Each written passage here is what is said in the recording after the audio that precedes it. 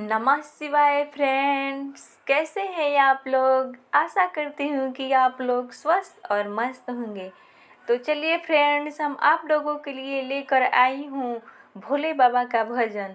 सुनकर आप लोगों को अच्छा लगेगा तो लाइक और सब्सक्राइब जरूर करिएगा। नागिनी के माला पहिने भोला जी हमारे हो, नागिनी के माला पहिने गुरुजी हमारे हो, नागिनी के माला पहिने शिवयाण भांगिया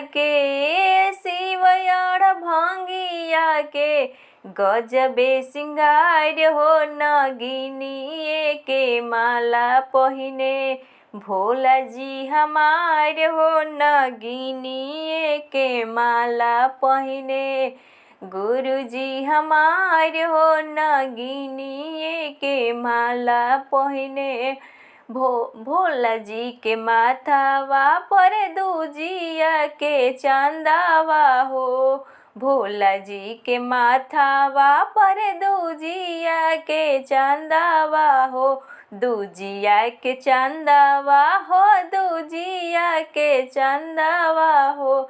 जटवा से बहे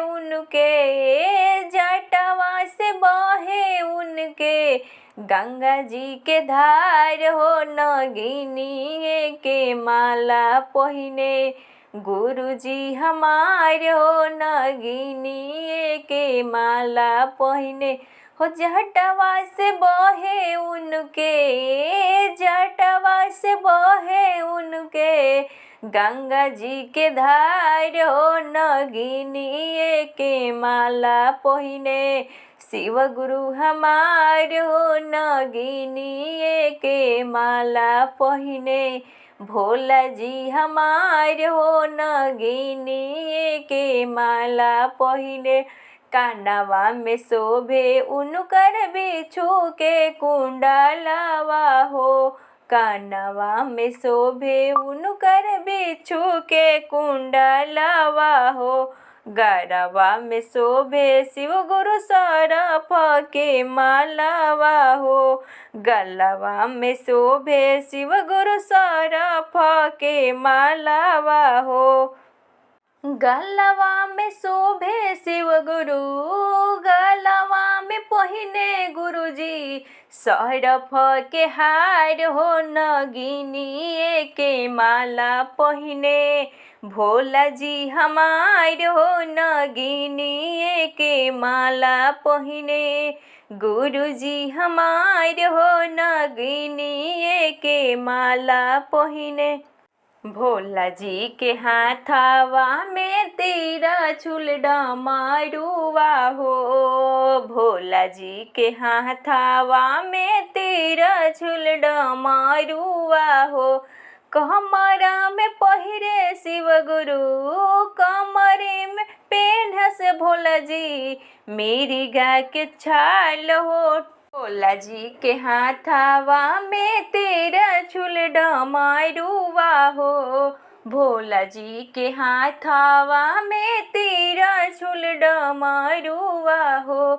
कमरा में पहिने भोला जी, कमरा में पेन्हस गुरुजी मेरी गा के छाल हो, नागिनी के माला पहिने भोला जी हमारे हो, नागिनी के माला पहिने भोला जी हमारे हो, नागिनी के माला पहिनस।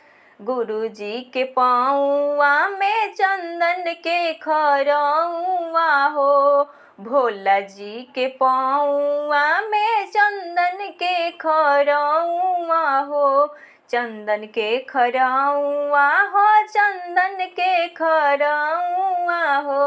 बगला में बसे सुनके बासहा बैल हो, नागिनी के माला पहिने भोला जी हमारे हो, नागिनी के माला पहिनस शिव गुरु हमारे हो, नागिनी के माला पहिनस भोला जी हमार। शिव गुरु के संगवा में पार्वती मैया हो, शिव गुरु के संगवा में पार्वती मैया हो, भोला जी के संगवा में पार्वती मैया हो। गोदिया में बाड़े उनके, गोदिया में बैठ से उनके, गणपति के लाल हो मगी नागिनी के माला पहिनस।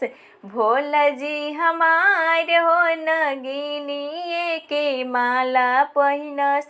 गोदिया में बैठ से उनके, गोदिया में बैठ से उनके, कार्तिक लाल हो नगिनी के माला पहिनस। भोला जी हमार हो नगिनी के माला पहिनस। Thank you friends.